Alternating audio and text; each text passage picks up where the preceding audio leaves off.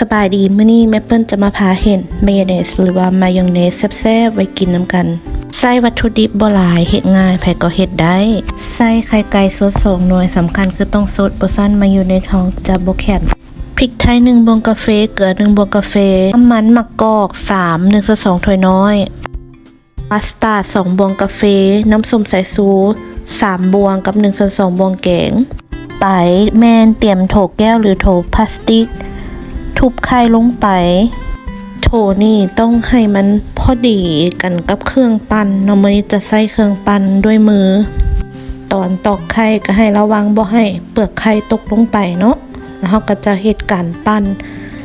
นนี่พยายามบ่ต้องโยกไปโยกมาเนาะจึงไว้อยู่บอนเก่าปั้นให้เริ่มขึ้นฟองแล้วเฮาจะใส่เกลือลงไป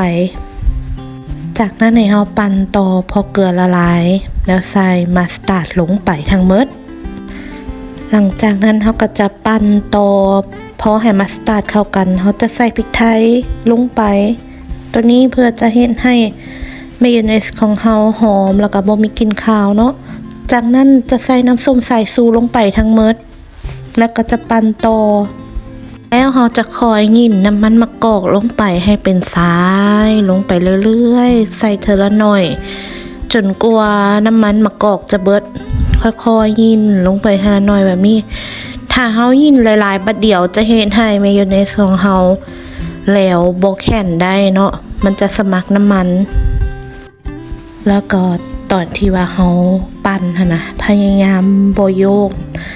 คือปั่นไว้บ่อนเก่าเนาะปั่นไว้จำพื้นคือเก่าก็ยินน้ำมันไปเรื่อยๆแล้วก็บ่โยกเนาะปั่นไปเรื่อยๆเดี๋ยวเพิ่นจะเริ่มแข็งเข่าแล้วเนาะเฮาจะสังเกตเห็นได้ว่าจะเป็นแบบหนาๆขึ้นละมีความแข็งขึ้นในตอนนี้น้ำมันของเฮาเบิดแล้วหลังจากนั้นเฮาค่อยๆยกเครื่องบดของเฮาขึ้นลงซ่าๆเฮ็ดจังซี่ประมาณ30วิก็แม่นมายองเนสหรือมายองเนสของเฮาก็สิแข็งพร้อมที่จะใช้งานแล้ว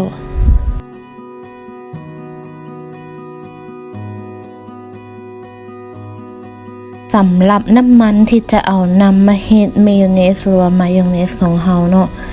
แม่เปิ้ลแนะนำอยากให้ใช้น้ำมันมะกอกหรือน้ำมันลำข้าวแทนน้ำมันพืชเนาะเพราะว่ามันจะดีต่อสุขภาพสิได้เนาะเวลาเฮาเฮ็ดกินเฮาก็จะมั่นใจในวัตถุดิบที่เฮานำมาใช้มักรสชาติเท่าใดเฮาก็สามารถปรับปรุงแต่งเพิ่มเติมได้เฮาสามารถเลือกวัตถุดิบคัดสรรอันที่ดีอันที่มีประโยชน์ต่อสุขภาพของเฮามาเฮ็ดปรุงแต่งอาหารได้เพราะว่าเฮาเฮ็ดกินเองบ่ต้องการปริมาณที่หลาย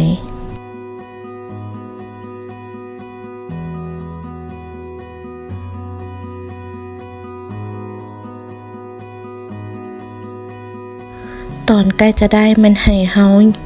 ยกขึ้นยกลงไวๆและจะเห็นให้เนื้อของมายองเนสของเฮาแข็งขึ้นเนียนขึ้นเนาะหน้าตาก็จะประมาณนี้แข็งๆเนียนๆแบบนี้เลยอันที่เห็นเป็นเม็ดๆนั่นเป็นเม็ดพริกไทยเด้อถ้าผู้ใดบ่มักก็บ่ใส่ก็ได้พริกไทยเนาะหลังจากได้มายองเนสแล้วแม่เปิ้ลจะมาเฮ็ดสูตรน้ำสลัดแซ่บๆให้เบิ่งอีกสูตรหนึ่งเนาะเป็นน้ำสลัดน้ำมันงาหอมๆงาบ้านเฮา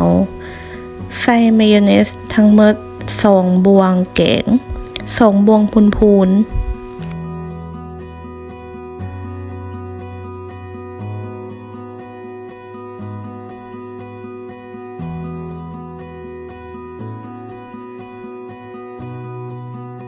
หลังจากนั้นแม่เปิ้ลก็จะใส่น้ำมันมะกอกเอ็กซ์ตร้าเวอร์จินหรือเขาจะใส่น้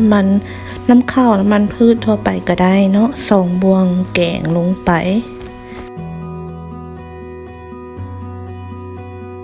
หลังจากนั้นแม่เปิ้ลก็จะใส่น้ำมันงา2บวงกาแฟลงไปถ้า ถ้าไผมักกินแห้งก็นี่ให้หอมก็นี่ใส่เพิ่มได้หรือบ่มักกินหอมก็นี่ก็ลดได้ก็จะใส่น้ำตาลอยู่2บวงแกงลงไปถ้าบ่มักหวานก็ลดลงถ้ามักหวานก็เพิ่มขึ้นได้เนาะและน้ำส้มสายชู3บวงแกงลงไปตัวนี้เป็นน้ำส้มสายชูมักจากไวน์แดงที่แม่เปิ้ลใส่มื้อนี้เนาะเมื่อทุกอย่างครบแล้วก็ให้เฮาใส่อันแนวคนเนาะคนให้มันเข้ากันก่อนที่เฮาจะเอาไปราดสลัดที่เฮากะเก็บไว้เมื่อคนได้แนวนี้แล้วก็จะใส่มังงาที่เฮาล้างทำความสะอาดและคั่วให้หอมตำเล็กหน่อยลงไปมักหลายใส่หลายมักหอมหลายใส่หลายมักหอมน้อยก็ใส่น้อยเนาะแล้วเฮาก็เฮ็ดการซิมว่ารสชาติได้บ่ส้มหวานเค็มพอละบ่เนาะหลังจากได้แล้วพอแล้วเฮาก็จะมาเริ่มราดโตสลัดกันเลยเนาะมื้อนี้จะเป็นสลัดทูน่าขอฝากกดไลค์กดแชร์กดติดตามครัวบ้านนาลาวฟู้ดสไตล์ทาง Facebook และ YouTube เด้อขอขอบใจ